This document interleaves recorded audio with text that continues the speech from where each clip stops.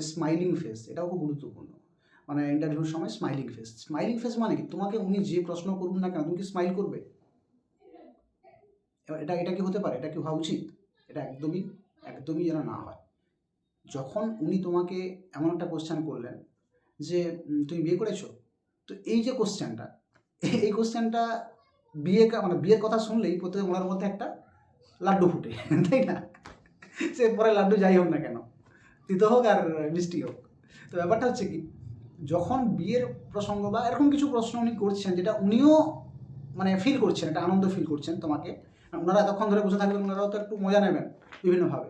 তো তখন ওনারা যখন হাসছেন বা একটা হাস্যাস্পদ কোনো একটা কথা বলছেন, তখন তোমার মধ্যেও যেন হাসির বা স্মাইলিং একটু ফেস আরও তৈরি হয়।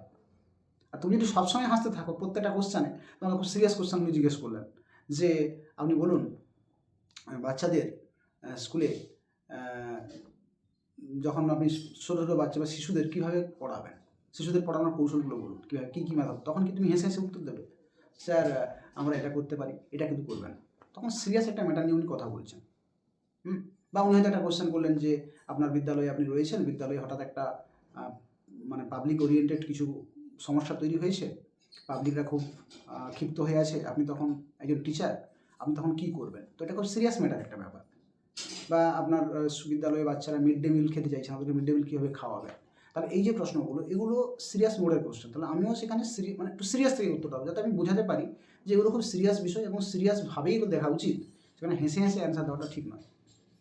আবার যেখানে হাসার প্রয়োজন আছে সেখানে তোমাকে হাসতে, যেমন তোমাকে হয়তো একটা ছেলেকে, বিশেষ করে ছেলেদেরকে জিজ্ঞেস করা যে তুমি একটা জোকস বলো তো, তাহলে জোকস ম্যাটারটা মানে একটা মনে হাসির একটা অবয়ব ফুটে উঠবে, একটা স্মাইলিং ফেস থাকবে তখন। তো তুমি তখন বলতে চাইছো, তো তখন তোমার মধ্যে স্মাইলিং তো কাজ করবে। মানে আমি বলতে চাইছি যে একদম নেচার, যেটা তোমার মধ্যে যে নেচারটা রয়েছে, তুমি যখনই হাসার কথা হাসো, যখন কাঁদার কথা কাঁদো, যখন দুঃখ পাওয়ার কথা দুঃখ পাও, যখন সিরিয়াস থাকার কথা সিরিয়াস থাকো, তাহলে এই জিনিসগুলো যেমন তোমার মধ্যে মানে ওয়ান বাই কাজ করে। তুমি তো সবসময় হাসতে হবে এমনটা নয় কিন্তু, তাহলে এটা ধরা পড়ে যাবে যে তুমি কৃত্রিমভাবে এটা করছো, কারণ এই হাসি তোমার কৃত্রিম হাসি, কৃত্রিমতা রয়েছে, আর্টিফিশিয়ালি তুমি হাসছো, হ্যাঁ, নিজের থেকে মন থেকে হাসছো না। হ্যাঁ, তাহলে এটাকে ওনারা নেগেটিভ হিসেবে দেখবেন। ঠিক আছে, খুব ইম্পর্ট্যান্ট।